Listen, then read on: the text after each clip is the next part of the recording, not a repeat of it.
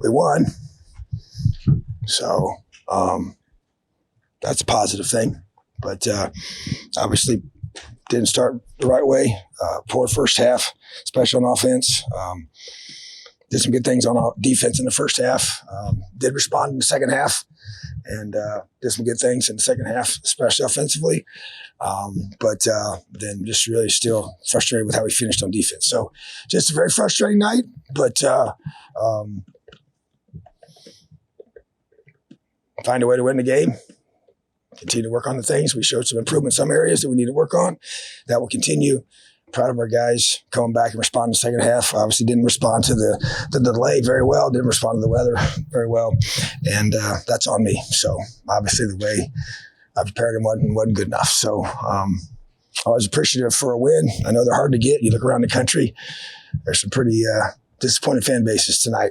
But at the same time, that's not acceptable in my mind as far as the standard with which we have to play. So too many mistakes and just not good enough. But I'm never going to take for granted a win. So, but proud of our guys for doing that. Got get ourselves healthy and came out of it pretty healthy, I think. And then get ready for a big win next week. Questions? Tom, obviously, just to stick with that as far as the offense and just what wasn't good enough. I mean, just what did you see misfiring in the first half? And it seemed a lot of sync. I don't know. Like I said, I'm not going to sit here and make excuses. It just, obviously things were, the different schedule we were on. We'd go in there, you sit and wait, but both teams had that. So that's just reality, and just the weather. You got to learn to deal with the weather. Tried to have a rain practice this week. We knew rain was coming and got some sprinkles. We did the wet ball drills with our guys, trying to get ready for that. The interception that Connor had there right before half was just an overthrow. It slipped out of his hand, but you got to make that throw. Guy's wide open, So, and I just felt like, man, we should have been up by multiple scores in the first half. Chuck missed 2 field goals, which he had missed. He hadn't missed in a long time. So it felt like it was Halloween every time. It was just weird stuff and just crazy things and leaving guys open. And 2 of our best players give up those last 2 touchdowns on defense, or 2 of our best players, in the second half and on blown assignments. And so it's just, to me, it's just lack of focus, so, and that's my responsibility. So obviously the message for this week was pretty stern. Matter of fact, I lost my voice on Wednesday's practice, lost my voice on Thursday's practice, and just trying to make sure that this team didn't take these guys for granted because we blew them out a year ago. And I knew the film showed me it wasn't the same football team. And so you saw the team that they almost beat a week ago, went into Madison and beat the Badgers, so in Washington State. So I knew this team had talent. I knew this team had some good players on it and good enough to beat us if we didn't show up. And obviously first half, so I was concerned about that. I really was, and you give them confidence to hang around, which they obviously did. They're up 10-0 at half. And so coming out at halftime, reestablishing that was a big deal, but golly, we sure enjoy making it hard on ourselves.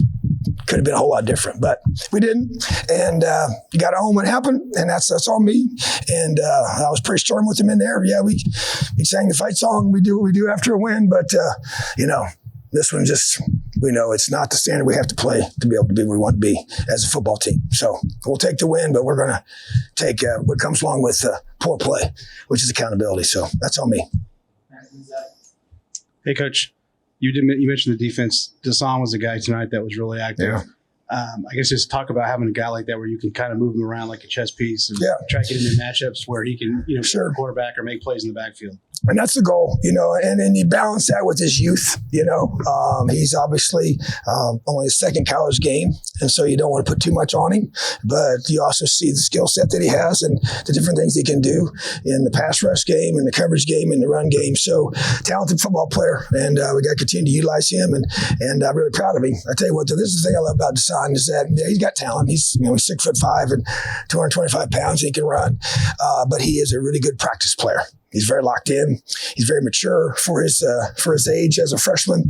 He understands how to study film. He cares a lot, works really hard. He's really good during walkthroughs, which usually is an area that freshmen struggle with because it's not what they're used to. And being locked in during those and just the positioning of him and just the checks and adjustments. So I'm really proud of him, and he's making plays, and he came up big for us tonight, so that's going to have to continue.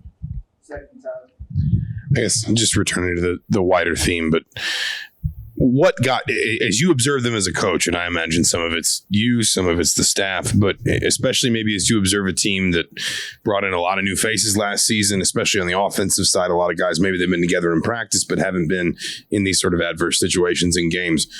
How did you see them kind of dig themselves out of it, I guess? Yeah, which is a positive thing. I mean, we can say what we want, but, we had a heck of a third quarter, and that's how we're supposed to. That, to me, I envision that being the first quarter, to be honest with you.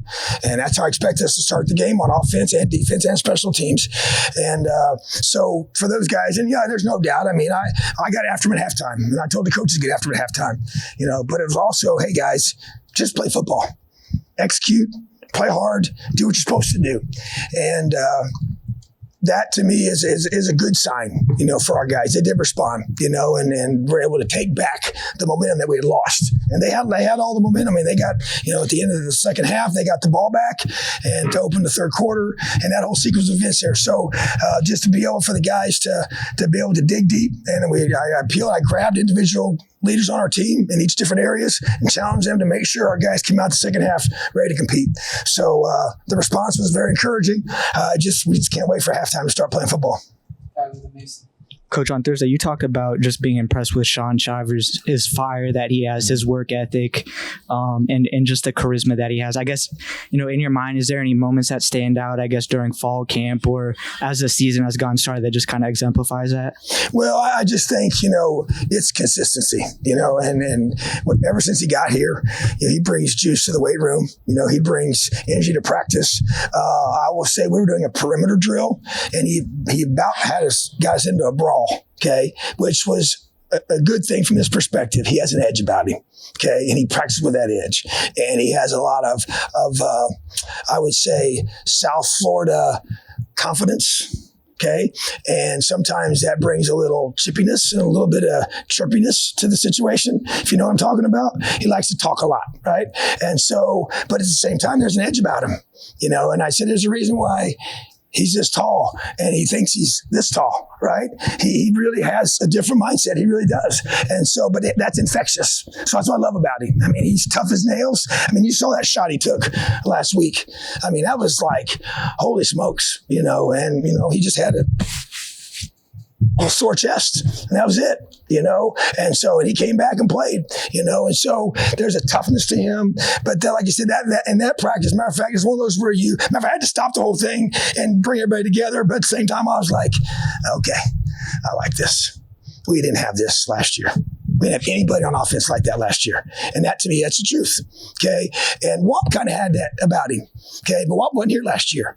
And so we lost that edge on offensive side of football. And Sean Shivers has that. And so to me, that's what you got to have. And it's a fine line. We talk about just having that controlled rage that you be able to be under control, but have an intensity and a toughness to you and edge about you. And Sean brings that to our team.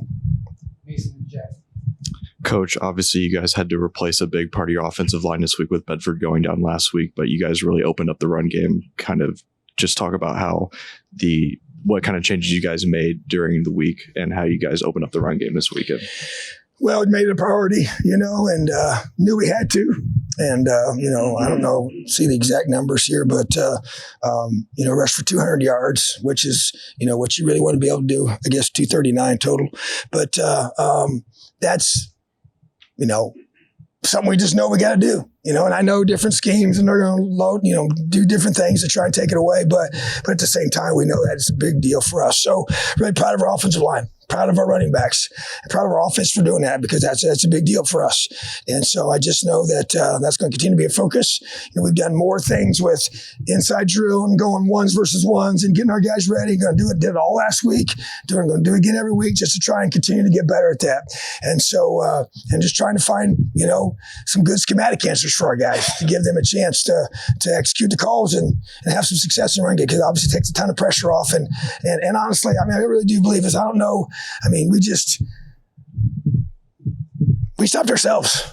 The whole first half, it was just like every time we turn around, it was just like, good grief. But sometimes you got to be able to battle through those games. So hopefully that's out of our system. But running the football needs to be what we do effectively. Hey, Coach, this might be a better question for Coach Bell, but you bring in Donovan McCulley there on that goal line package. Was that something that, maybe going into the game, you wanted to add today, or was that kind of a situation thing? And how much more do you think that will? Definitely something we wanted to add. I just, my whole thing is this. And so I just go through and I don't tell them what to do, but I tell them I want certain guys involved, and we're trying to find ways to get him involved more. And I feel like he's a special player. I think Seven's a special player. He was a huge part of the spark to getting us going. And so to me, those two guys kind of stick out to me, to be able to say, hey, they're different physically and they got different skill sets. And so definitely want to get him more and more involved. He had another catch and he's got a lot of talent, but he is also learning a new position. So, but yeah, to me, I can see those are kind of things we need to be able to do to help us, get in the end zone. All right, thanks, Sam. Have a great night. It's already tomorrow. Elio.